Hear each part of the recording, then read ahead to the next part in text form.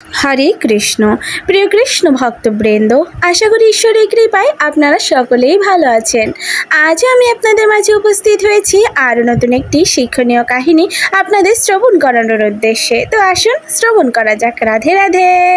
ভগবান বিষ্ণুর ভক্ত ধ্রুব মহারাজ ছিলেন মহারাজ উত্থানপাদের পুত্র। উত্থানপাদের প্রথমা স্ত্রী শনিতির সন্তান ছিলেন ভক্ত ধ্রুব। মহারাজের অপর পত্নী সুরুচি দেবীর উত্তম নামক এক সন্তান ছিল।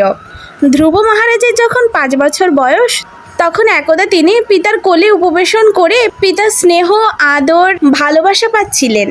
সে সময় মহারাজ উত্থানপাদের দ্বিতীয় পত্নী সুরুচি দেবী তার পুত্র উত্তমকে নিয়ে সে স্থানে পদার্পণ করলেন।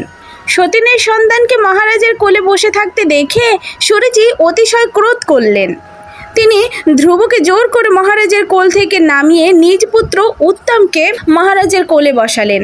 দুঃখিত হয়ে ধ্রুব মহারাজ এসে গর্ভধারিণী মা সুনীতি দেবীকে প্রশ্ন করলেন, মা, আমি কেন পিতার কোলে উপবেশন করতে পারি না? সুনীতি দেবী বললেন, এই অধিকারটা কেবল ভগবানই তোমাকে দিতে পারেন, তাকে গিয়ে বলো। দুঃখিত মায়ের এছাড়া কী বা বলার থাকে? বালক ভক্ত সে সময় ছিলেন রাজপুত্র। রাজার মতোই তার উচ্চাকাঙ্ক্ষা ছিল। তিনি ভাবলেন, ভগবান বিষ্ণুকে তুষ্ট করে পিতার কোলের থেকে এমনকি জগতের সব থেকে বড় আসন তিনি লাভ করবেন। কিন্তু ভগবান বিষ্ণুকে কিভাবে তুষ্ট করা যায়? এই অবস্থায় ভগবান ভক্ত নারদ মুনি এসে তার মার্গদর্শন করালেন। নারদ মুনি ধ্রুব মহারাজকে বললেন, ওম নমঃ ভগবতে বাসুদেবায় মন্ত্র জপ করতে। রাজপ্রাসাদ ত্যাগ করে রাজপুত্র ধ্রুব তপস্যার জন্য বনে গমনের সময় তার গুরুদেব নারদ মুনির আদেশে সর্বান্তঃকরণ পালন করেছিলেন।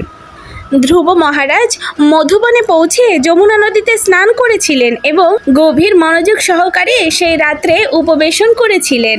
তারপর দেবর্ষি নারদের উপদেশ অনুসারে তিনি ভগবানের আরাধনায় মগ্ন হয়েছিলেন।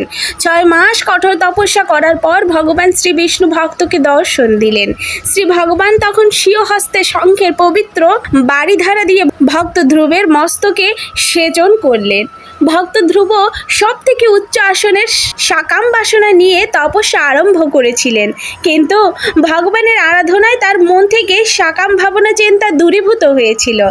ভগবান মনোবাঞ্ছা ব্যক্ত করার কথা বললে তিনি জানালেন, ভগবান বিষ্ণুর চরণ সেবা ছাড়া আর কিছুই চায় না সে, ওতেই আমি তুষ্ট। ভগবান বিষ্ণু বাঞ্ছা কল্পতরু, তিনি ভক্তের সব আকাঙ্ক্ষাই পূর্ণ করেন। তিনি ধ্রুব মহারাজকে সত্যিই এক উচ্চ আসন দিলেন। নক্ষত্র লোকে ধ্রুবতারা বানিয়ে দিলেন তাকে, যেটা সব থেকে উচ্চে, যা দেখে দিক নির্ণয় করা হয়। ভক্ত ধ্রুব ভগবান বিষ্ণুর যে স্তব করেছিলেন তাই ধ্রুবগীতি নামে খ্যাত হলো। শ্রীমদ্ ভগবত বিষ্ণু পুরাণে এই ধ্রুব মহারাজের ঘটনা আছে। পৌরাণিক শিক্ষা অনুযায়ী ভগবানের আরাধনা সত্যি এক দিব্য স্তরে আরোহিত হয়। সেই স্তর সত্যি জাগতিক সকল প্রকার সুখ ঐশ্বর্য থেকে অনেক উপরে। মন থেকে লালসা সাকাম চিন্তার অবসান হয়, যেমন ভক্ত ধ্রুবের হয়েছিল। অন্তিমে ভগবানের ধ্রুবপদ লাভ হয়। রাধে রাধে। গোপলীলা কাহিনী এই চ্যানেলটির উদ্দেশ্য হলো আপনাদের হৃদয়ে কৃষ্ণ প্রেম ও ভক্তি জাগ্রত করা।